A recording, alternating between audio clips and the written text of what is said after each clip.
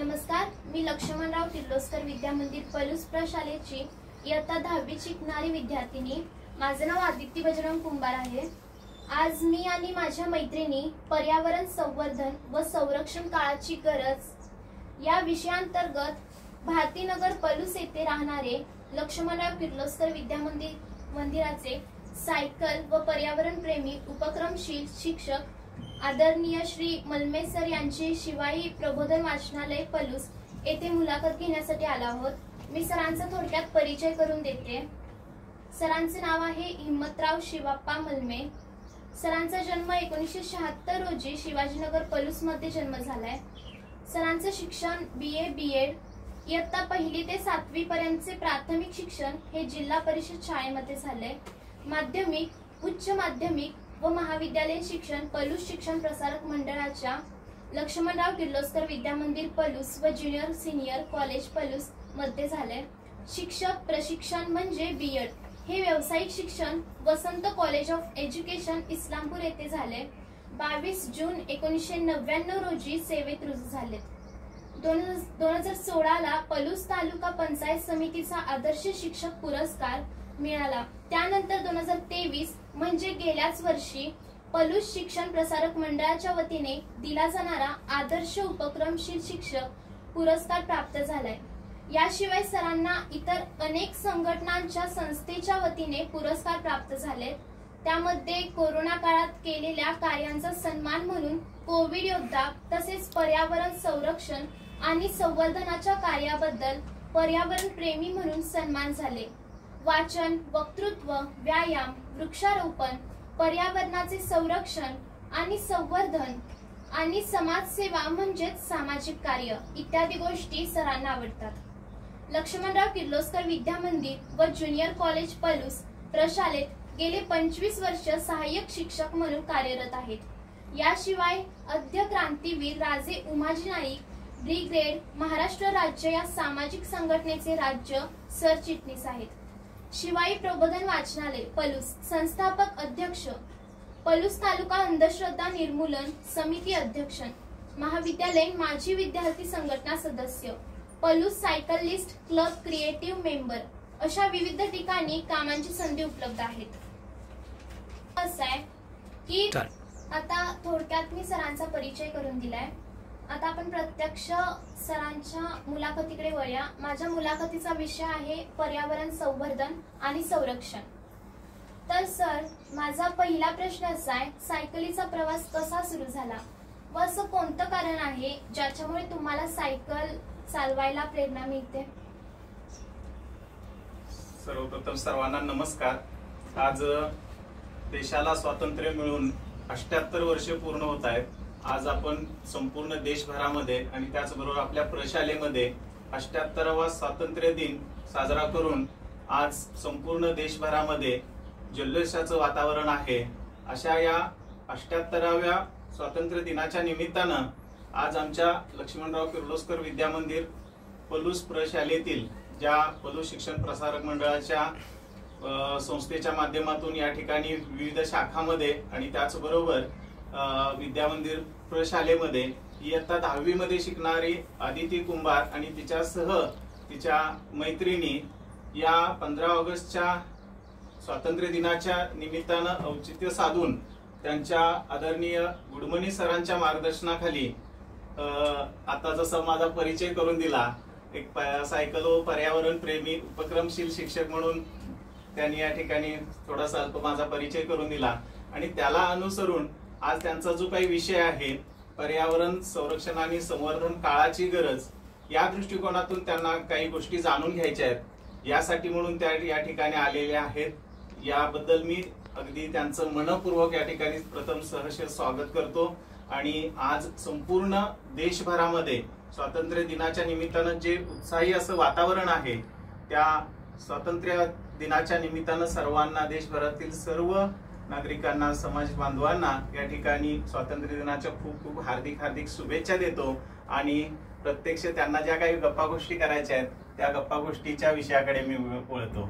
आज सुरुवातीलाच आदितीनं एक छान अतिशय सुंदर असा प्रश्न या ठिकाणी विचारलेला आहे, सायकलिंगसाठी प्रेरणा कशा पद्धतीने मिळाली।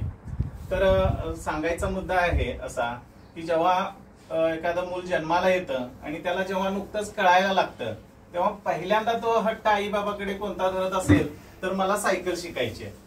म्हणजे सायकलिंग हा सगळ्यांच्याच एक जीवाभावाचा आणि जिव्हाळ्याचा अतिशय प्रश्न आहे की जो सगळ्यांनाच आवडतो. म्हणजे जेव्हा मूल लहान असतं ते त्याला कळायला लागतं आणि ते जेव्हा इकडे तिकडे फिरायला लागतं तेव्हा ते पहिल्यांदा आपल्या आई बाबांच्याकडे हट्ट धरतं की मला सायकल शिकायची.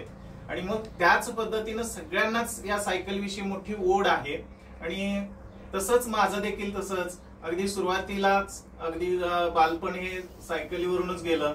आमचा काळ जो आता जसं सांगितलं तर 76चा जन्म, त्यावेळेला नुकत्याच ज्या व्हेकल आहेत म्हणजे मोटरसायकली वगैरे त्यांचं प्रमाण कमी होतं आणि त्यावेळेला जास्तीत जास्त सायकलचाच वापर केला जायचा. आणि त्यामुळं सायकल हे आपसुकच एक आमचं म्हणजे काय वाहतुकीचं साधनच होतं, दळणवळणाचं साधन होतं. त्यामुळे सुद्धा त्याच्याकडे वळलो. आणि दुसरी गोष्ट म्हणजे जवळजवळ कॉलेज करेपर्यंत आम्हाला काही कुठलं वाहनं मिळाली नव्हती. किंबहुना अगदी नोकरीला लागल्यानंतर सुद्धा जवळजवळ 4-5 वर्ष मी सायकलनच शाळेत येत होतो. आणि शिवाजीनगरला माझा जन्म झाला. तिथपासून आमच्या लक्ष्मणराव किर्लोस्कर विद्या मंदिरचं अंतर जर बघितलं तर साधारण 6-7 किलोमीटरचं अंतर आहे. तर हे दररोज जाणं येणं सायकलनच व्हायचं. म्हणजे जवळजवळ सुरुवातीची जवळजवळ 25 वर्ष ही सायकलनच प्रवास केलेला आहे. आणि त्यानंतरचा मग कालावधी मध्यंतरी नोकरी लागल्यानंतर एक 4-5 वर्ष गेली. त्यानंतर मग सगळं जसं काळ बदलतो तसं थोडंसं स्वतःला बदलायला लागतं. मग सुरुवातीला स्कूटर घेतली, त्यानंतर मग दुसरी गाडी घेतली. तोपर्यंत थोडासा एक मध्यंतरी एक 7-8-10 वर्ष गेली असतील. त्या काळात मात्र थोडंसं सायकलिंग थांबलं.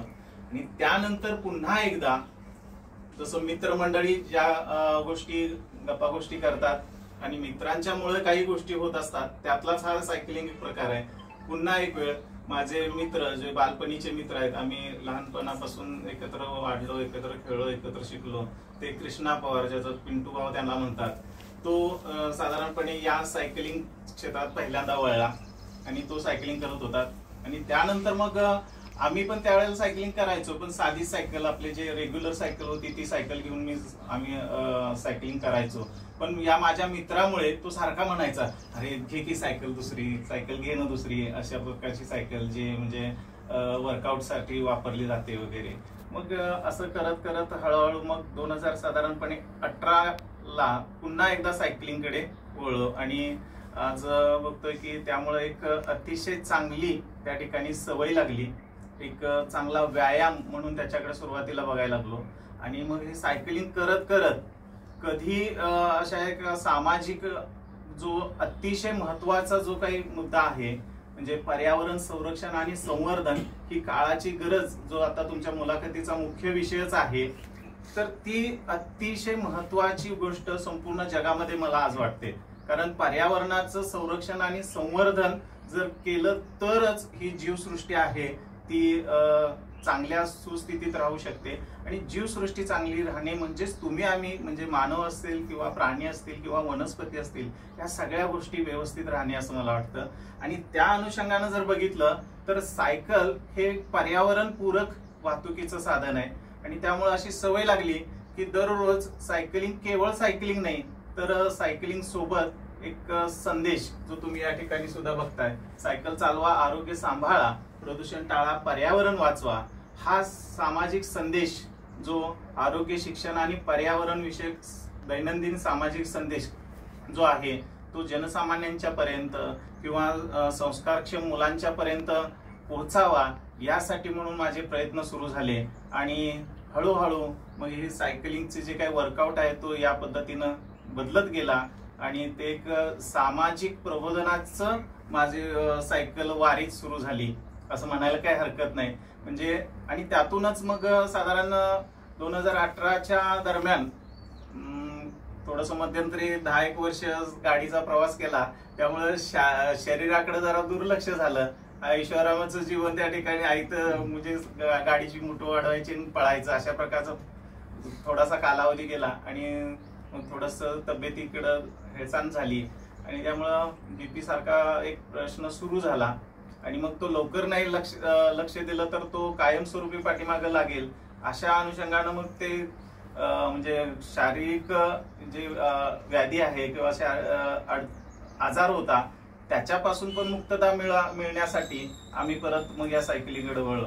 केवळ मीच नाही तर माझी दोन्ही मुलं, त्यानंतर माझी पत्नी, आम्ही सगळे कुटुंबीय हे सायकलिंगकडे वळलो. अशा प्रकारे आमच्या या म्हणजे थोडक्यात काय एक सामाजिक प्रबोधन म्हणून आणि आरोग्याविषयी एक चांगला व्यायाम म्हणून सायकलकडे वळलो आणि आज खूप छान पद्धतीनं सायकलचा प्रवास सुरू आहे. अशा प्रकारची प्रेरणा स्त्रोत त्या ठिकाणी म्हणायला काही हरकत नाही. मला वाटतं तुला यातून तुझ्या प्रश्नाचं उत्तर समाधान मिळालं असेल असं वाटतंय. खूप सुंदर सर, धन्यवाद. सर, माझा दुसरा प्रश्न असा आहे, जर आजच्या काळात जर आपण पाहिलं तर 13-14 वर्षापासूनची जी आपली भारताची नवीन पिढी म्हणजे तरुण मंडळी गाडी चालवताना दिसतात. म्हणजे त्यांच्याकडे त्यांच्या नावाचं लायसन्स सुद्धा नसतं, पण तरीही ते सायकल सोडून गाडी चालवताना दिसतात. तर त्यांना तुम्ही काय सांगू इच्छिता, कोणता संदेश द्याल? हा तर प्रश्न अतिशय गांभीर्याने घेण्याजोगा प्रश्न आहे. कारण आजच्या मुलांच्या समोर कोणाचा आदर्श ठेवावा, कोणाचा आदर्श घ्यावा, कोणाचं अनुकरण करावं हा मोठा प्रश्न त्या ठिकाणी असताना आपल्या घरातील आपले वडीलधारी मंडळी, आपले आई वडील हे आपले त्या ठिकाणी प्रेरणास्त्रोत किंवा आपला आदर्श असताना देखील नको त्या एखाद्या व्यक्तिमत्वाच्या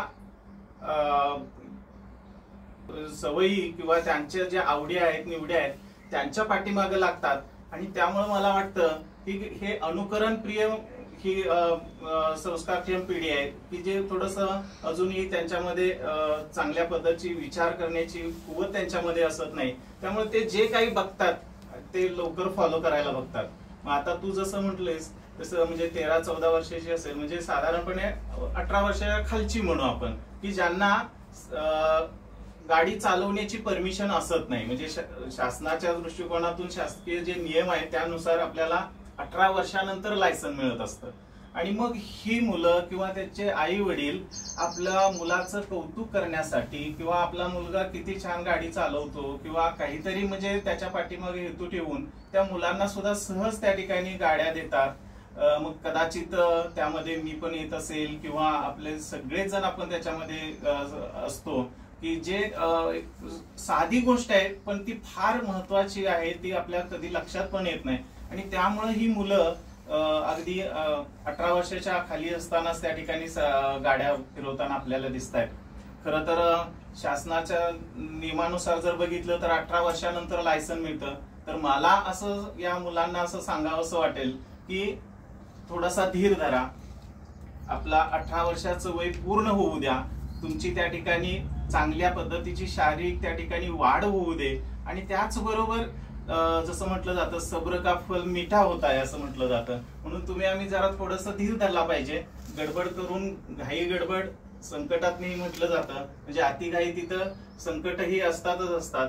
आणि याच्याही पेक्षा महत्वाची गोष्ट सांगायचं झालं तर शासनाचा दंड कसा आहे, जर 18 वर्षाच्या आतमध्ये जर एखाद्या मुलानं गाडी चालवताना जर तो सापडला तर त्याला जो 25 वर्ष त्याला लायसन मिळत नाही. त्याशिवाय त्याला 3 वर्ष शिक्षा असते. त्याच्यासोबत त्याच्या पालकांना देखील त्या ठिकाणी शिक्षा असते आणि 25,000 रुपये दंड देखील असतो. म्हणजे एवढ्या सगळ्या अतिशय महत्वपूर्ण गोष्टी या म्हणजे मुलांना गाडी चालवण्याच्या पाठीमागे त्या ठिकाणी गांभीर्यानं घेण्याजोग्या आहेत. परंतु याच्याकडे फारसं लक्ष दिलं जात नाही. म्हणून मला एवढंच सांगावंसं वाटतं की कोणत्याही गोष्टीची योग्य वेळ येऊ दे, योग्य वेळ आल्यानंतर तुम्ही त्या गोष्टी करा. आणि त्यामुळं जे तुम्हाला आपलं जे भविष्य आहे ते चांगलं त्यामुळे घडवता येईल.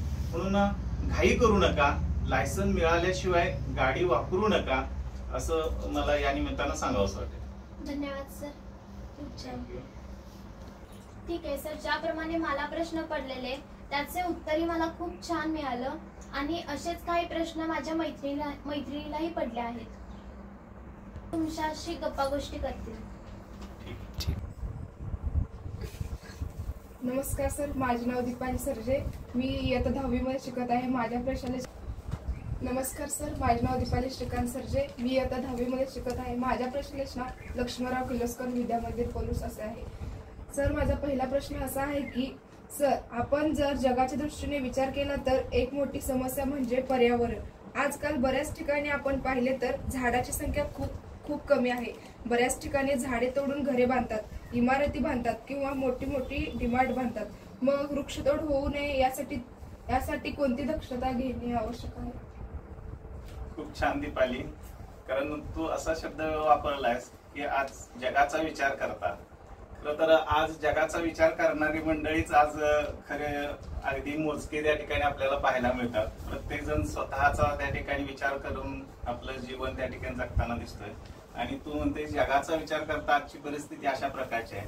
नक्कीच अशा प्रकारची परिस्थिती आज ओढावलेली आहे. आणि मग त्या दृष्टिकोनातून आपण विचार केला तर वृक्षांची जी तोड आहे ती होऊ नये म्हणून आपण काय दक्षता घेतली पाहिजे हा अतिशय महत्वाचा प्रश्न आज आपण आपल्या समोर असलेला पाहतो.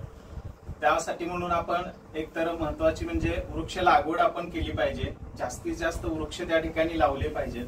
परंतु केवळ वृक्ष लागवड करणे म्हणजे झाडं लावणे एवढ्यापर्यंतची आपली भूमिका त्या ठिकाणी ठेवू नये. तर वृक्ष लावल्यानंतर त्यांची योग्य काळजी घेणं, त्यांचं संरक्षण आणि संवर्धन करणं ही अतिशय महत्वाची बाब त्या ठिकाणी आहे. त्याचबरोबर वृक्षतोड जे प्रतिबंधक कायदे आहेत त्याचं तुम्ही आम्ही काटेकोरपणे पालन केलं पाहिजे. आज आपल्याला अगदी नुकतंच आता जो काही शासन निर्णय झाला त्यानुसार तुम्ही सुद्धा ऐकलं असेल की आज जर झाड तोडलं तर त्याला 50,000 रुपये दंड केला जाणार आहे. म्हणजे यासारख्या ज्या गोष्टी आहेत त्याचा देखील आपण त्या ठिकाणी विचार केला पाहिजे. आणि केवळ दंड होतोय म्हणून ते वृक्षतोड थांबवणं हे पण योग्य नाही. तर अगदी आपली ती जबाबदारी, आपलं कर्तव्य आहे म्हणून आपण त्याच्याकडे पाहिलं पाहिजे. आणि महत्वाचं म्हणजे काय तर वृक्षाचं संगोपन आणि संरक्षण हे अतिशय महत्वाची बाब याच्या पाठीमागे आपण जर बघितली तर आपल्याला लक्षात येते की ज्यामुळं आपण या वृक्षांची जी काही तोड आहे ती जर थांबवली तर अर्थातच जे काही रिकाम्या जागा होत्या त्या ठिकाणी आज तू म्हणतेस की घरं, त्यानंतर वेगवेगळे डिमार्ट आहेत, उंच इमारती आहेत, ज्याला आपण आज म्हणतो की सिमेंटची जंगलं त्या ठिकाणी तयार झालेली आहेत. आणि या जर गोष्टी आपल्याला थांबवायच्या असतील तर सगळ्यात महत्वाची गोष्ट म्हणजे झाडं भरपूर लावली पाहिजेत, ती वाढवली पाहिजेत, त्यांची काळजी घेतली पाहिजे. आणि त्यासाठी म्हणून आपण काय केलं पाहिजे तर वृक्षांचं जे महत्व आहे ते लोकांच्या पर्यंत त्या ठिकाणी पटवून दिलं पाहिजे. लोकांना त्याचं आपण प्रबोधन केलं पाहिजे. वृक्षांचा आपल्याला कोणते फायदे आहेत, वृक्षामुळे आपल्याला कोणकोणत्या गोष्टी त्या ठिकाणी उपलब्ध होतात, या गोष्टी आपण जर सर्वसामान्यांच्या पर्यंत पोहोचवल्या तर निश्चितच या ज्या गोष्टी आहेत त्या कमी प्रमाणात होतील. त्यासाठी म्हणून आपण वृक्षांची नोंदणी करू शकतो. शासनाच्या ज्या विविध योजना आहेत ज्यामध्ये मग वृक्षारोपण असेल किंवा त्या फळांच्या लागवडीसाठी दिलं जाणारं अनुदान असेल वगैरे अशा ज्या गोष्टी आहेत त्याच्या माध्यमातून आपण वृक्षारोपण त्या ठिकाणी करू शकतो, झाडं लावू शकतो. आणि सगळ्यात महत्वाचं म्हणजे या सगळ्या ज्या शासकीय योजना आहेत त्यांचा लाभ घेऊन आपलं जीवन देखील त्या ठिकाणी समृद्ध करू शकतो. आणि मग पर्यायानं आपला जो काही प्रश्न आहे जे वृक्षतोड त्या ठिकाणी होते तो या निमित्तानं नक्कीच त्या ठिकाणी कमी होईल. म्हणजे अशा प्रकारची आपण जर दक्षता घेतली तर वृक्षतोड जी आहे ती या ठिकाणी कमी होऊन वृक्षांची जास्तीत जास्त लागवड आपल्याला करता येईल. खूप छान. माझा दुसरा प्रश्न आहे सर, आजच्या जगात जर पाहिले तर मोठ्या प्रमाणात वृक्षतोड होत आहे. त्याच्यामुळे जमिनीची धूप होत आहे. कधी दुष्काळ तर कधी महापूर येत आहे आणि यामुळे निसर्गचक्र बिघडत आहे. आणि वृक्षतोड होऊ नये व निसर्गचक्र बिघडू नये याच्याबद्दल तुम्ही काय सांगाल? दीपाली, कसं असतं की निसर्ग हा नेहमी बदलत असतो. म्हणजे निसर्गाचा नियमच आहे की बदल. म्हणजे समाजामध्ये जे काही बदल घडतात तशाच नैसर्गिक ज्या काही गोष्टी आहेत त्याच्यामध्ये सुद्धा फार मोठ्या प्रमाणात त्या ठिकाणी बदल घडत असताना आपल्याला पाहायला मिळतो. आणि निसर्ग चक्र म्हटलं तर ते त्याच्या नित्य नियमाप्रमाणेच ते चालू असतं. त्याला फक्त बदलावायचं कारण तुम्ही आम्ही म्हणजे मानव त्या ठिकाणी जास्तीत जास्त त्याला कारणीभूत ठरतो. मग या निसर्ग चक्राचं जर त्या ठिकाणी आपल्याला व्यवस्थितपणे जर ते सुरू आपल्याला त्याचं जर संतुलन किंवा त्याचं जे काही चक्र आहे ते जर सुरळीत जर चालू राहावंसं जर असं आपल्याला वाटत असेल तर मग त्यासाठी म्हणून आपण काय केलं पाहिजे, तर जे नैसर्गिक स्रोत आहेत त्याचा आपण काटेकोरपणे त्या ठिकाणी उपभोग घेतला पाहिजे, वापर केला पाहिजे. मग त्यामधलं पाणी असेल जे ज्याला आपण भूजल म्हणतो, तर त्या पाण्याचा वापर आपण व्यवस्थित केला पाहिजे. पाण्याची नासाडी आपण थांबवली पाहिजे. पाण्याचा जो काही अतिरिक्त वापर आहे तो आपण टाळला पाहिजे. म्हणजे हे एक उदाहरण आहे. असे अनेक उदाहरणं त्या ठिकाणी आपल्याला देता येतील. जसं की ऊर्जा संचयन म्हणतो आपण, म्हणजे केवळ इलेक्ट्रिसिटीचा वापर करत असताना पाण्यापासून जी वीज निर्माण केली जाते त्याचा जर आपण जास्त वापर करायला लागलो तर ती सुद्धा या निसर्ग चक्राला कुठेतरी बाधा आणणारी गोष्ट आहे. म्हणून त्याच्याऐवजी आपण कशाचा वापर केला पाहिजे की ज्याला शासन सुद्धा त्या ठिकाणी अनुदान देतं. मग ती सौर ऊर्जा असेल किंवा पवन ऊर्जा असेल, अशा या ऊर्जा स्रोतांचा देखील आपण त्या ठिकाणी वापर करायला पाहिजे की जेणेकरून आपल्याला या निसर्ग चक्राचं जे काही रुटीन आहे ते व्यवस्थितपणे चालू राहील. आज आणखीन एक आपण गोष्ट बघतो की जो कचरा आहे, जो घनकचरा असेल किंवा जो कचरा आहे, तो कचऱ्याचा एक फार मोठा प्रश्न त्या ठिकाणी निर्माण झालेला आहे. मग त्यातल्या त्यात जर प्लास्टिकचा जर आपण विचार केला तर प्लास्टिकचा वापर हा सर्रास आज आपण करतोय, तर तो देखील कमीत कमी कसा करता येईल, म्हणजे कचरा होऊ नये, कचऱ्याची योग्य ते विल्हेवाट कशा पद्धतीने त्या ठिकाणी आपल्याला लावता येईल जेणेकरून हे निसर्ग चक्र आहे, या निसर्ग चक्राला त्या बाधा आणणाऱ्या गोष्टी आहेत. तर अशा प्रकारचा जो कचरा आहे तो त्याचं विलगीकरण आपण केलं पाहिजे. त्यानंतर तो कचऱ्याची जे विल्हेवाट आहे ती व्यवस्थित आपण लावली पाहिजे जेणेकरून जे निसर्ग चक्र आहे त्याला बाधा आणणाऱ्या ज्या गोष्टी आहेत त्याचा जर आपण सुरळीतपणे वापर करायला लागलो तर निश्चितच हे जे बदलणारं आपल्याला वाटतं, जे निसर्ग चक्र बदलतंय, तर ते नक्कीच त्याच्या नियमानुसार ते चालेल. आणि दुसरी महत्वाची गोष्ट म्हणजे जे काही आता आपण बघितलं त्याप्रमाणे की जे ऊर्जा स्रोत आहेत त्यांचा आपण काटेकोरपणे जर वापर करायला लागलो तर त्याचं म्हणजे निर्मितीसाठी लागणारा जो खर्च आहे तो पण त्या ठिकाणी कमी येऊ शकतो. भूजल पातळी असेल त्याच्यासाठी जलसंधारणासारखे शासनाचे अनेक उपक्रम आहेत, त्याचा आपण त्या ठिकाणी वापर केला पाहिजे. असं जर आपण करायला लागलो तर निश्चितच हे बदलणारं जे निसर्ग चक्र म्हणतो आपण ते नक्कीच त्याच्या नियमाप्रमाणे त्याच्या योग्य त्या संतुलनासाठी, म्हणजे निसर्गाचं संतुलन राखण्यासाठी ज्या पद्धतीनं गरजेचं आहे त्या पद्धतीनं ते चालू राहील. धन्यवाद सर, खूप छान. नमस्कार सर. सर माझा असा प्रश्न, माझे नाव आहे दिव्या दयानंद जाधव, इयत्ता 10वी मध्ये शिकते. आजचा प्रश्न, सर आपल्या शाळेने एक सुंदर असा उपक्रम राबवला होता, तो म्हणजे एक पेड माँ के नाम. या उपक्रमाबद्दल काय सांगा? खूप छानच प्रश्न आहे.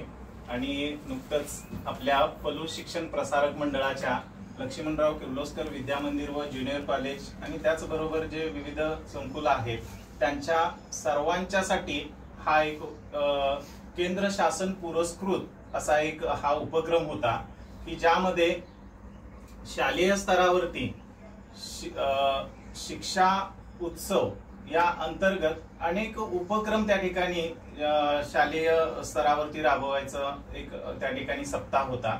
आणि त्या अनुषंगानं प्रत्येक शाळेमध्ये अशा प्रकारचे उपक्रम त्या ठिकाणी लहान सण मोठ्या प्रमाणात थोडंसं राबवले गेले. परंतु मला सांगायला खूप अभिमान वाटतो, आपल्या संस्थेच्या आपल्या प्रशालेच्या माध्यमातून असे अनेक उपक्रम सातत्यानं त्या ठिकाणी सुरू असतात. हे तुम्हाला पण माहित आहे, आम्ही भरपूर असे उपक्रम प्रशालेच्या माध्यमातून त्या ठिकाणी राबवत असतो. आणि त्यातलाच हा एक अतिशय स्तुत्य असा उपक्रम मला त्या ठिकाणी वाटतो. त्याचं कारणच आज आपण ज्या विषयावरती बोलतोय, पर्यावरणाचं संरक्षण आणि संवर्धन काळाची गरज, हा जो आपला आजचा गप्पा गोष्टीचा मुलाखतीचा जो विषय आहे त्याच्या अनुषंगाने बघितलं तर हा अतिशय स्तुत्य असा उपक्रम आहे. कारण जर झाडं नसतील तर कोणकोणत्या अडचणींना प्रश्नांना सामोरं जावं लागतं ते तुम्ही आम्ही आता सध्या अनुभवायला लागलोय. एकच त्यातली गोष्ट छोटी सांगतो, सध्या श्रावण महिना सुरू आहे आणि कालच तुम्ही आम्ही काय अनुभवलं की अगदी गडगडाटाचा सह त्या ठिकाणी पाऊस पडतोय. म्हणजे अशी घटना मला वाटते श्रावण महिन्यात क्वचितच त्या ठिकाणी आपल्याला घडताना पाहायला मिळते. मग असं का होतं? तर अर्थातच आपल्या या पृथ्वी तलावरती असणारी वृक्षांची कमतरता. म्हणजे आपल्या देशाचा जर विचार केला तर जेवढे वृक्ष आपल्याला आवश्यक आहेत तेवढी संख्या वृक्षांची नाही. आणि म्हणून केंद्र शासनाच्या माध्यमातून एक पेड माँ के नाम अशा प्रकारची संकल्पना त्या ठिकाणी वापरून प्रत्येक शाळेमध्ये पालक, त्यानंतर माता आणि धरणी माता यांचं नातं त्या ठिकाणी वृद्धिंगत करण्यासाठी, त्यांचं नातं घट्ट करण्यासाठी हा एक त्या ठिकाणी उपक्रम केंद्र शासनानं शालेय स्तरावरती दिला होता. आपल्याला माहितीये माता म्हणजे आपली आई बाळाचं कसं पालन पोषण आणि संगोपन करते, ती किती त्याची काळजी घेते आणि त्यामुळं त्या बाळाचं, त्या मुलाचं अतिशय छान पद्धतीनं पालन पोषण होतं, संगोपन होतं, ते चांगल्या पद्धतीनं वाढतं. म्हणून या उपक्रमामध्ये एक पेड माँ के नाम म्हणजे मुलानं आणि त्या मुलाच्या आईनं म्हणजे माता पालकानं एकत्र यावं आणि एखादं रोप त्या ठिकाणी लावावं आणि त्याची पूर्ण जबाबदारी त्या बालकानं आणि त्या मातेनं आणि शाळेच्या माध्यमातून ते रोप त्या ठिकाणी मोठं करावं, त्याचं पालन पोषण करावं, अशा प्रकारची संकल्पना त्या उपक्रमापाठीमागे होती. आणि मग मला सांगायला खूप आनंद वाटतो आपल्या पलू शिक्षण प्रसारक मंडळाच्या लक्ष्मणराव किर्लोस्कर विद्या मंदिराच्या वतीनं प्रत्येक शाळेला किमान 35 रोपं लावण्याचं त्या ठिकाणी टार्गेट दिलेलं होतं. आणि तुम्ही आम्ही त्याचे साक्षीदार आहोत की 35च्या ठिकाणी आपण जवळजवळ 100हून अधिक वृक्षांचं त्या ठिकाणी रोपण केलं, वृक्षारोपण केलं. मग त्यामध्ये आंबा, नारळ, चिंच, त्यानंतर अशोकाची झाडं होती, त्याचबरोबर करंज, त्यानंतर मला वाटतं आवळा, त्यानंतर वावळा आणि तुझ्या वगैरे अशी जवळजवळ 100हून अधिक वृक्ष आपण त्या ठिकाणी लावले. आणि हे लावत असताना आपल्या संस्थेच्या माध्यमातून, प्रशालेच्या माध्यमातून इतकं त्या ठिकाणी सहकार्य लाभलं. आणि त्यामुळं या उपक्रमाला आपल्या संस्थेचे अध्यक्ष आदरणीय प्रकाश पुदाले साहेब, त्याचबरोबर उपाध्यक्ष आदरणीय संदेश कुलकर्णी साहेब, आपल्या संस्थेचे सचिव आदरणीय धोंडराम शिंदे सर, आणि सगळ्यात महत्वाचे म्हणजे या सगळ्या गोष्टी राबवून घेत असताना आपल्या प्रशालेचे, आपल्या सर्वांचे आदरणीय प्रेरणा स्त्रोत म्हणायला काय हरकत नाही, आदरणीय श्री ए सावंत सर जे आपल्या शाळेचे प्राचार्य आहेत, त्यांचं खूप बारकाईनं लक्ष असतं. सगळ्या गोष्टी त्या इतकं छानपणे राबवून घेतात की ज्यामुळं आम्हाला करायला सुद्धा खूप आनंद त्या ठिकाणी मिळतो. आणि म्हणून एक पेड माँ के नाम हा जो काही उपक्रम होता तो विद्यार्थी, त्यानंतर माता पालक आणि त्याचबरोबर त्यांच्या सोबत आलेले अनेक पालक, मग ते शाळा व्यवस्थापन समितीचे सदस्य होते, त्यानंतर राष्ट्रीय हरित सेनेचा त्याच्यामध्ये सहभाग होता, स्काउट गाईड याचं त्या ठिकाणी सहभाग होता. आणि हे सगळं राबवत असताना एक पेड माँ के नाम ही जी संकल्पना होती, त्यामुळं आपल्या संस्थेच्या उपाध्यक्षा आदरणीय आशाताई पाटील माई यांच्या हस्ते पहिलं रोप त्या ठिकाणी लावलं गेलं. ही सुद्धा त्यातली एक उल्लेखनीय बाब मला त्या ठिकाणी सांगावीशी वाटते. म्हणजे माता पालक आणि विद्यार्थी पालकांच्या मतीनं ते आता इथून पुढे त्या रोपाची काळजी घेणार आहेत, ते रोप वाढवणार आहेत आणि त्याचं पालन पोषण छान पद्धतीनं करणार आहेत. त्या दिवशी खूप साऱ्या पालकांचा अतिशय चांगला त्या ठिकाणी प्रतिसाद मिळाला आणि जो उपक्रम होता तो अतिशय छान पद्धतीनं पार पाडला. म्हणून आपणही अशा प्रकारच्या उपक्रमामध्ये सहभागी होतोय हे तुमचं आमचं पण खऱ्या अर्थानं भाग्य आहे. आणि हे करत असताना सावंत सर या इको क्लबचे अध्यक्ष म्हणून त्या ठिकाणी कार्यरत आहेत. त्यानंतर मी आणि साबळे सर याचं समन्वयक म्हणून त्या ठिकाणी काम पाहतोय. आणि इको क्लब हा एक साधारणपणे प्रत्येक वर्गातले 4-5 विद्यार्थी असं म्हणून इको क्लब तयार झालेला आहे. आणि त्यांच्या माध्यमातून असं नेहमीच आपण उपक्रम राबवतो आणि तो सुद्धा अतिशय छान मला वाटतं त्या दिवशी उपक्रम पार पडला. आणि तितक्याच पद्धतीनं त्याची काळजी इथून पुढे तुम्ही आम्ही मिळून घेऊया. धन्यवाद सर, खूप छान. नमस्कार सर, माझे नाव धनश्री कोल्हे. मी लक्ष्मणराव किर्लोस्कर विद्या मंदिर पलूस या शाळेत शिकते. सर तुम्ही सायकलिंग सोबत कोणते सामाजिक उपक्रमात सहभाग घेता? तर सायकलिंगच्या सोबतच अनेक उपक्रम, अनेक त्या ठिकाणी वेगवेगळ्या गोष्टी, शिवाई प्रबोधन वाचनालय पलूस या माध्यमातून, त्याचबरोबर मी ज्या सामाजिक संघटनेमध्ये काम करतो ते आद्यक्रांती राजीव नाईक ब्रिगेड असेल, पलूस तालुका अंधश्रद्धा निर्मूलन समिती असेल किंवा पलूस सायक्लिस्ट क्लब, अशा ज्या काही वेगवेगळ्या संघटनांच्या मध्ये मला काम करण्याची संधी मिळते, त्या निमित्तानं वाचन संस्कृती वाढवूया, नवनवीन सुसंस्कार रुजवूया, हा तर आपल्या या वाचनालयाचा एक मोटोच आहे, थोडक्यात म्हणायला काही हरकत नाही.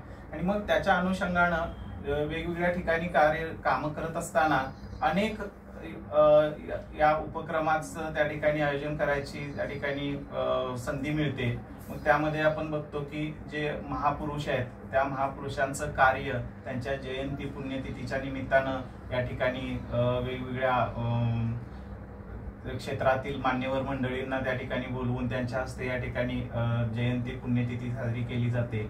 त्याचबरोबर जे आर्थिकदृष्ट्या दुर्बल असणारे, जे काही समाजामध्ये असणारे अनेक कुटुंब आहेत, त्यांच्या शिक्षणासाठी बऱ्यापैकी काही आपल्याला जी काही मदत करता येईल त्या पद्धतीनं त्या ठिकाणी केली जात असते. त्यानंतर वृक्षारोपण सारखे त्या ठिकाणी उपक्रम राबवले जातात. त्याचबरोबर सामाजिक बांधिलकी जपत असताना समाजामध्ये असणारे ज्या काही वेगवेगळ्या अनिष्ट रूढी परंपरा आहेत त्या सुद्धा त्या ठिकाणी त्यांचं निर्मूलन करण्यासाठी अंधश्रद्धा निर्मूलन समितीच्या माध्यमातून असेल, त्यानंतर वैज्ञानिक दृष्टिकोनातून वेगवेगळे उपक्रम त्या ठिकाणी मुलांच्या समोर ठेवून, समाजासमोर ठेवून समाजाचं प्रबोधन करण्याचा देखील त्या ठिकाणी या माध्यमातून त्या ठिकाणी प्रयत्न होत असतो. मग म्हणजे थोडक्यात काय, आरोग्य, शिक्षण, पर्यावरण, त्याचबरोबर समाज प्रबोधन, आणि त्यासाठी म्हणून या वेगवेगळ्या गोष्टी या वाचनालयाच्या माध्यमातून, प्रशालेच्या माध्यमातून तर ठीकभर आपण त्या ठिकाणी गोष्टी मुलांच्या समोर ठेवत असतो. आणि या पद्धतीने इकडं मला या सुद्धा माध्यमातून या सगळ्या गोष्टी समाजापर्यंत पोहोचवण्याची थोडक्यात त्या ठिकाणी संधी मला मिळत असते. अशा प्रकारचे वेगवेगळे उपक्रम, त्यामध्ये मुलांच्या वेगवेगळ्या कॉम्पिटेटिव्ह एक्झाम सुद्धा या ठिकाणी घेतल्या जातात. म्हणजे स्पर्धा परीक्षाला मुलांना सामोरं जात असताना त्याची एक तयारी म्हणून सामान्य ज्ञान स्पर्धा इथे घेतली, त्यानंतर चित्रकला स्पर्धा घेतली. अशा वेगवेगळ्या माध्यमातून म्हणजे जे संस्कारक्षम पिढी आहे त्या संस्कारक्षम पिढीच्या समोर अनेक प्रबोधनपर गोष्टी या माध्यमातून त्या ठिकाणी आम्ही ठेवण्याचा प्रयत्न करतो. धन्यवाद सर. नमस्ते सर, माझे नाव गायत्री रावसाहेब पाटील, मी आता 10वी मध्ये शिकते. सर, माझा आता असा प्रश्न आहे की सायकलिंग करताना पहिल्यांदा तुम्हाला कोणकोणत्या अडचणी आल्या? छान. अडचणी म्हणण्यापेक्षा थोडेसे या सायकलिंग साठी आपल्याला कमकुवत वाटणाऱ्या गोष्टी मी त्याला म्हणेन. म्हणजे ज्या आपल्याकडं त्या अशा म्हणजे देण्यासाठी थोडासा प्रयत्न करावा लागतो. अडचणी म्हटलं की मग आपण त्याच्याकडे त्या सायकलीकडे वळणार नाही, म्हणून अडचणी न म्हणता या गोष्टी थोडंसं मी वेगळ्या पद्धतीने सांगेन. सगळ्यात महत्वाची गोष्ट म्हणजे सायकलिंग करायचं झालं तर सकाळी लवकर उठायला, आणि ते बऱ्यापैकी सगळ्यांना जमतच असं नाही. खूप लोक त्याचा संकल्प करतात, काही नाही आता उद्या मी लवकर उठणार आणि सायकलिंग करणार, परंतु उठण्यापासून सुरुवात होते. त्यानंतर पुढे जर सांगायचं झालं तर सायकलिंग करत असताना आपल्याकडे असणारे जे रस्ते आहेत ते रस्त्यावरती असणारे खड्डे वगैरे आहेत, त्यानंतर जी रस्त्यावरती असणारी वाहनांची गर्दी असते, या गोष्टी थोड्याशा अडचणीच्या असतात. आणि जेव्हा आपण बाहेर पडतो त्यावेळेला समजा सायकलचा काही बिघाड झाला तर तो पण एक भाग त्याच्यातला अडचणीचा थोडासा ठरू शकतो. पण ही केवळ अडचण नाही तर त्याच्यावरती आपण सहज मात पण करू शकतो. समजा सायकलचा काही बिघाड झाला वगैरे तर आपल्याला माहिती आहे की जवळपास आपल्या शेजारी पाजारी कोणीतरी काहीतरी मदत करणारी असतात. म्हणजे या अडचणी म्हणून आपण त्याच्याकडे न बघता एक त्याच्यावरती आपण कसा मार्ग काढायचा आणि मग कसं सायकलिंग आपल्याला जास्तीत जास्त करता येईल हा एक भाग असतो. त्यानंतर थोडंसं सायकलिंगसाठी आपली मनाची तयारी खूप महत्वाची असते. म्हणजे मला सायकलिंग करायचं आहे म्हणजे एक व्यायाम म्हणून किमान त्याच्याकडे आपण बघायचं आहे. आणि त्याचबरोबर पर्यावरणाचं संरक्षण आणि संवर्धनासाठी पर्यावरण पूरक गोष्ट म्हणून त्या सायकलिंगकडे आपण बघायचे. हेल्थ इज फर्स्ट म्हणतात, म्हणजे आपलं शरीर सगळ्यात महत्वाचं पहिल्यांदा सुदृढ असलं पाहिजे, निरोगी असलं पाहिजे. आणि त्यासाठी म्हणून आपण सायकलिंग ही गोष्ट त्या ठिकाणी करतो. कारण सायकलिंग हा सगळ्यांचाच आवडता प्रश्न आहे, जिव्हाळ्याचा प्रश्न आहे. सायकलिंग करायला सगळ्यांना आवडतं आणि त्यामुळे सहज ती सायकलिंग होत असते. आता सगळ्यात अडचण एक मी म्हणजे आपल्या भागातली सांगतो. जेव्हा आम्ही सकाळचं सायकलिंगला जातो त्यावेळेला सगळ्यात महत्वाची गोष्ट म्हणजे सुरुवातीला लाईटचा प्रॉब्लेम असतो. जरा ज्यांना सकाळी लवकर करायची सवय आहे त्यांना लाईटचा प्रॉब्लेम असतो, म्हणजे टॉर्च वगैरे सगळ्यांना उपलब्ध असतेच असं नाही. आणि ज्यावेळेला सकाळी सायकलिंगला जातो आम्ही त्यावेळेला सगळ्यात महत्वाचं म्हणजे आपल्याकडं जे मोकाट कुत्री आहेत तो फार मोठा प्रश्न आहे. म्हणजे कुत्री त्या वेळेतच जणू काही जागी होतात आणि पहिल्यांदा आपणच त्याचं टार्गेट बनतो. म्हणजे माझ्यावरती उडवलेला पण मी म्हणजे प्रसंग सांगतो. सकाळी जेव्हा मी सायकलिंगला जायचो त्यावेळेला साधारण तासगावहून परत येत असताना मधला बांबोडा रोड आहे, त्या बांबोड्या रोडनं येत असताना मी त्या कुत्र्याकडे बघतोय. ते अगदी बिचारा गप्प रस्त्याच्या बाजूला उभं होतं आणि मी त्याच्या जवळ गेल्यानंतर ते केव्हा आलं आणि मला ते पाय त्यानं पकडला मला कळलं देखील नाही. त्यानंतर मला 3 इंजेक्शन घ्यावी लागली. म्हणजे ही एक फार मोठी त्या ठिकाणी अडचण आहे. कुत्री सकाळची खूप दमवतात, त्यामुळं सायकलिंग करताना तो एक भाग सगळ्यात महत्वाचा त्या ठिकाणी लक्षात घ्यावा लागतो. आणि बाकीचं मग काय ज्या थोड्याफार ज्या गोष्टी आहेत त्या थोडंसं आपण मॅनेज केलं की अडचण कोणती राहत नाही, चांगल्या पद्धतीनं सायकलिंग करू शकतो. आणि एक आपल्याकडं म्हणजे शारीरिक क्षमता हा एक भाग असतो आणि तो आपण सरावानं प्राप्त करू शकतो. म्हणजे सराव केला की त्या पण गोष्टी नाहीशा होतात. Thank you sir. नमस्कार सर, माझे नाव वैष्णवी तानाज कदम, मी लकी विद्या मंदिरमध्ये शिकते. तर माझा प्रश्न असा आहे की तुम्ही सायकल चालवताना पहिला प्रवास कोणता केला व त्यातून तुम्हाला सायकलिंग करताना कोणते फायदे झाले? खूप छान प्रश्न आहे. कारण सायकलचा पहिला प्रवास जो तू म्हटलीस तसं सायकलचा पहिला प्रवास हा तू मगाशी पण मी म्हटलं की ज्या वेळेला सायकल शिकलो त्यावेळेला पलूस ते शिवाजीनगर ते आपले पलूस असा सायकलचा प्रवास सुरू झाला.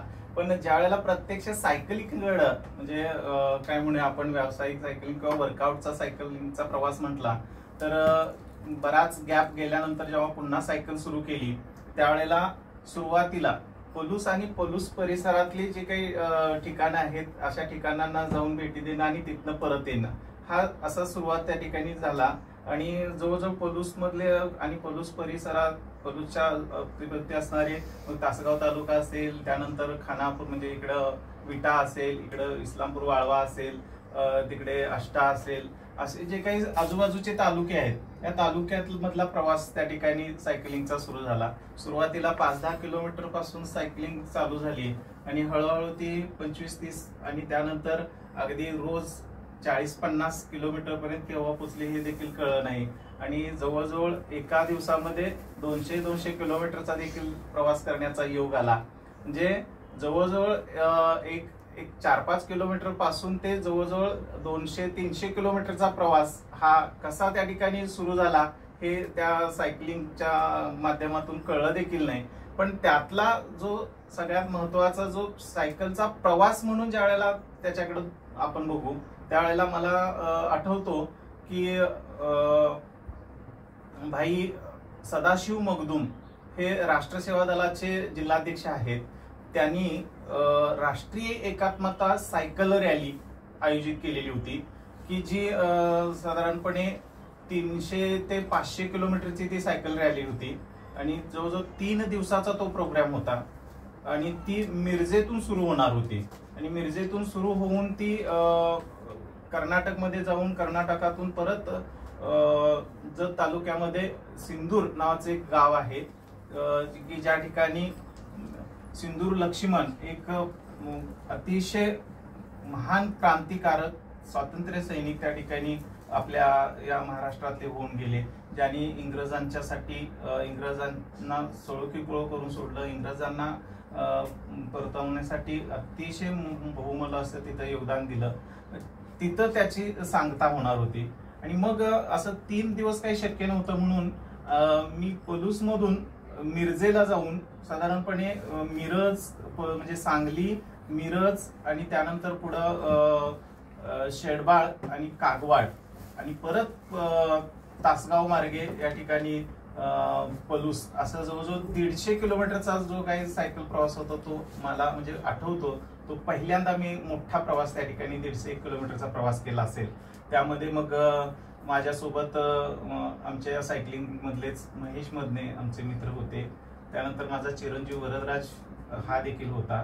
त्यानंतर आम्हाला सपोर्ट करण्यासाठी आदरणीय मारुती शिरतोडे सर त्या ठिकाणी आलेले होते आणि जवळजवळ त्या ठिकाणी भाई सदाशिव मगदूम यांच्या माध्यमातून जवळजवळ 301 लोक या सायकल रॅलीमध्ये सहभागी झाले होते. त्यांचा हा 500 किलोमीटरचा प्रवास होता, पण आम्ही वेळेअभावी तो एका दिवसात 150 किलोमीटरचा प्रवास करून तो मला वाटतं माझा हा पहिला मोठा सायकलचा प्रवास होता. Thank you sir. आणि त्यातच तुझा आता एक जोडून प्रश्न आहे की सायकलिंगमुळे कोणते फायदे झाले. एक तर मला या ठिकाणी सांगायला आवडतं की माझा आतापर्यंतचा सायकलचा प्रवास हा जवळजवळ 40,000 किलोमीटरचा सायकल प्रवास झालाय आणि नुकतंच गेल्या वर्षी कॅलेंडर वर्षामध्ये 1 जानेवारी 23 ते 31 डिसेंबर 23 या वर्षामध्ये 10,051 किलोमीटरचा माझा सायकल प्रवास झालेला होता. म्हणजे एका वर्षात ती माझी एक मोठी अचिव्हमेंट त्यावेळेची होती. असा साधारण एक 40,000 किलोमीटरचा आतापर्यंतचा सायकल प्रवास झालेला आहे. तो मग अगदी 4-5 किलोमीटर पासून ते 200-300 किलोमीटर पर्यंत जसा झाला तो सांगितला. आणि यामुळं फायदे जर आपण बघितलं तर अतिशय महत्वाचे आणि म्हणजे सगळ्यांना ते लक्षात येण्याजोगे त्या ठिकाणी फायदे आहेत. सगळ्यात महत्वाचं म्हणजे तुमचं आमचं जे काही ब्रीदिंग आहे, म्हणजे आपली जी श्वसन प्रक्रिया आहे तो श्वसन प्रक्रिया त्या ठिकाणी सुधारते. आम्हाला कोणत्याही प्रकारचा त्या ठिकाणी रक्तदाबासारखा म्हणजे ज्याला आपण बीपी वगैरे म्हणतो अशा प्रकारचे जे काही आजार असतात ते आजार त्यात राहत नाहीत. दुसरी गोष्ट म्हणजे आपल्या स्नायूंची जी मजबूती आहे ती त्या ठिकाणी निर्माण होते.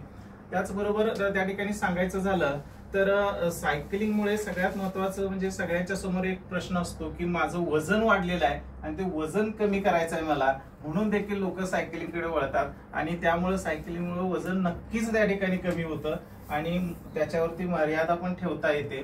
हा देखील त्या ठिकाणी फायदा सायकलिंगमुळे होतो. आणि सायकलिंग केल्यामुळे सगळ्यात महत्वाची गोष्ट आजचा आपण जो काही मुलाखतीचा विषय ठेवलेला आहे पर्यावरणाचं संरक्षण आणि संवर्धन, ही गोष्ट अतिशय चांगल्या पद्धतीनं या सायकलचा वापर केल्यामुळे होते. कारण प्रदूषणासारखे जे प्रश्न आहेत, इतर वाहनांचा वापर केला तर प्रदूषण फार मोठ्या प्रमाणात होतं आणि ते या सायकलिंगमुळे त्या ठिकाणी आपण टाळू शकतो. आणि दुसरी गोष्ट म्हणजे त्यासाठी आपण जे काही सायकलिंग करत असतो त्याबरोबरच आपल्याला जे आर्थिक दुर्बंड आर्थिक जे काय म्हणू तोटा होतो म्हणजे नुकसान सोसावं लागतं. वाहनं चालवताना पेट्रोल डिझेल यासारखे जे काही भरमसाठ ज्यांचे दर वाढलेले आहेत त्यामुळे आपल्याला आर्थिक म्हणजे पैशाचा सुद्धा त्या ठिकाणी भुर्दंड बसत असतो. सायकल वापरल्यामुळं बराचसाच त्याची बचत होते. नैसर्गिक जे संसाधन आहेत त्याच्यावरती पण त्या ठिकाणी मर्यादा ठेवता येते. म्हणजे अशा अनेक सारे त्या ठिकाणी ज्या गोष्टी आहेत त्या सायकलिंगच्या माध्यमातून आपल्याला करता येतात. आणि सगळ्यात महत्वाची गोष्ट जी कोणत्याही पैशामध्ये आपल्याला मोजता येणार नाही, सायकलिंगमुळे इतका एक चांगला त्या ठिकाणी आपला कॉन्टॅक्ट तयार होतात.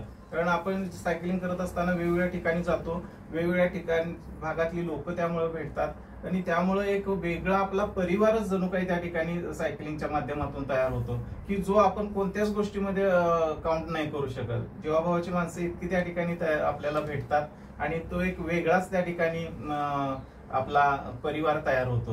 म्हणजे या गोष्टी केवळ कशामुळे होतात तर त्या सायकलिंगमुळे होतात. सायकलिंगमुळे आपलं जे काय आजार आहे ते आजार आपल्याला जडत नाहीत. आपलं चांगलं आरोग्य त्या ठिकाणी निरोगी जीवन आपण चांगलं त्या पद्धतीनं जीवन जगू शकतो. असे अनेक सारे त्या ठिकाणी उपयोग आपल्याला सायकलिंगमुळे होतात. Thank you sir. तर मी अक्षता सुरेश गावडे, इयत्ता 10वी. माझा प्रश्न असा आहे की सर, आजच्या पिढीला तुम्ही झाडे लावा व झाडे जगवा ही आजच्या काळाची गरज ठरली आहे, तर तुम्ही या पिढीला कोणता संदेश द्याल?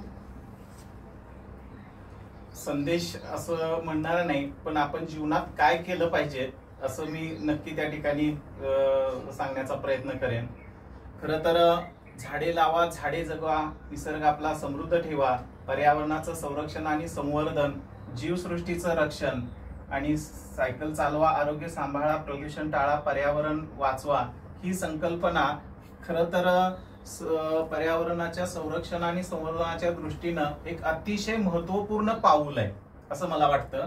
कारण तरुण पिढीनं आपल्या पुढील पिढीसाठी एक चांगलं वातावरण तयार करणं आणि त्यांच्यासाठी एक चांगली त्या ठिकाणी एक योगदान देणं हे तरुण पिढी या माध्यमातून करू शकते. आणि त्यासाठी म्हणून झाडे लावणं केवळ वृक्षारोपण करणं एवढीच गोष्ट मर्यादित न लक्षात ठेवता त्या वृक्षांचं संरक्षण आणि संवर्धन करणं, त्यांची जोपासना करणं या गोष्टीच्या माध्यमातून आपण केवळ वृक्षारोपण म्हणून न पाहता आपण एका ग्रहाचं म्हणजे पृथ्वी या ग्रहाचं आपण त्या ठिकाणी म्हणजेच वसुंधरेचं संरक्षण आणि संवर्धन करतोय अशा दृष्टिकोनातून आपण म्हणजे या मुलांनी किंवा तरुण पिढीनं त्याच्याकडे बघितलं पाहिजे. कारण झाडे लावणं हे केवळ कर्तव्य जबाबदारी म्हणून आपण त्याच्याकडे जर पाहिलं तर आपल्याला पुढील पिढ्यासाठी एक चांगली त्या ठिकाणी गुंतवणूक करता येऊ शकते की जी तरुणाईनं पर्यावरणाचं संरक्षण आणि संवर्धन म्हणून त्याच्याकडे एक संधी म्हणून बघायला पाहिजे असं मला वाटतं. हाच मला वाटतंय त्यांनी एक संदेश म्हणून किंवा एक चांगल्या आपल्या जीवनातली गोष्ट म्हणून त्याच्याकडे बघायला काय हरकत नाही. Thank you sir. धन्यवाद सर. मला व माझ्या मैत्रिणींना काही प्रश्नांची उत्तरे मिळाली त्यासाठी मी तुमचे मनापासून आभारी मानते. आणि आपण जिथे बसलोय म्हणजे शिवाई प्रबोधन वाचनालय ह्या वाचनालयाची सुरुवात करायची अशी संकल्पना तुमच्या डोक्यात कशी आली? खूपच छान प्रश्न आहे. आपण ज्या वास्तूत सध्या बसलेला आहे ते शिवाई प्रबोधन वाचनालय पलूस की ज्याचा वाचन संस्कृती वाढवूया, नवनवीन सुसंस्कार रुजवूया अशा प्रकारचा एक सामाजिक असणारा प्रश्न घेऊन ती हे शिवाई प्रबोधन वाचनालय या ठिकाणी वाटचाल करताना दिसतंय. आणि हे आद्यक्रांती राजे उमाजी नाईक ब्रिगेड प्रस्तुत या ठिकाणी वाचनालयाची या ठिकाणी सुरुवात आपल्याला या ठिकाणी झालेली दिसून येते. अदिती, खरं तर वाचन हे प्रत्येकाचा एक अतिशय म्हणजे जीवाभावाचा किंवा अतिशय महत्वाचा असा एक भाग आहे. वाचाल तर वाचाल तर शिकाल तर टिकाल अशा प्रकारचे जे काही संकल्पना आहेत ते आपण लहानपणापासून ऐकत आलेलो आहोत.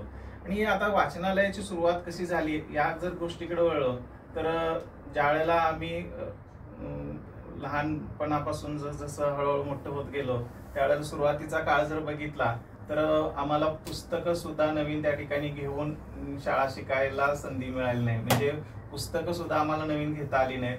कोणाची तरी असं मागून घेणे किंवा जुनीच पुस्तकं वापरून आमचं अगदी कॉलेज देखील त्या पद्धतीनं पूर्ण झालं.